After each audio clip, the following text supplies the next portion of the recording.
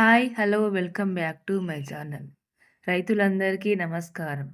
రైతు లేనిదే మన దేశం లేదు. రైతు మన దేశానికి వెన్నెముక్క లాంటివాడు. అయితే పీఎం కిసాన్ డబ్బులు మీకు పడ్డాయా?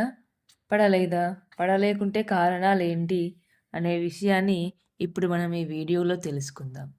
మీలో ఎవరైనా నా వీడియోను గనక మొదటిసారి చూస్తున్నట్లయితే సబ్స్క్రైబ్ చేసుకోండి. సబ్స్క్రైబ్ చేసుకోవడం ద్వారా మీరు మరిన్ని విషయాల గురించైతే నా వీడియోస్ రూపంలో తెలుసుకోవచ్చు. పీఎం కిసాన్ పథకాన్నైతే నరేంద్ర మోడీ గారు ప్రారంభించారు. ఈయన ప్రారంభించినప్పటి నుండి పీఎం కిసాన్ కింద రూ.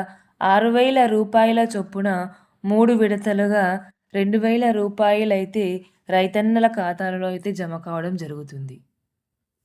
13న అయితే ఈ 22వ విడత పీఎం కిసాన్ డబ్బులను మన నరేంద్ర మోడీ గారైతే అస్సాంలో విడుదల చేశారు. ఆంధ్రప్రదేశ్‌లో పీఎం కిసాన్ నిధులు రైతన్నల ఖాతాలలో అయితే జమ కావడం కూడా జరిగింది.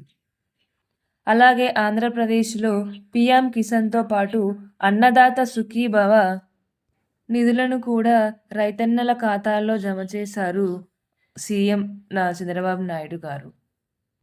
కానీ తెలంగాణలో కానీ, అలాగే ఇతర రాష్ట్రాలలో కానీ ఈ పీఎం కిసాన్ నిధులైతే విడుదల కాలేవు. కేవైసీని ఆధార్‌తో లింక్ చేసుకోండి. అలాగే ఆధార్ కార్డ్‌లో గనక మీ పేరు గానీ, మీ అడ్రస్ కానీ ఏవైనా చిన్న చిన్న మిస్టేక్స్ ఉంటే కూడా సరిచేసుకోండి.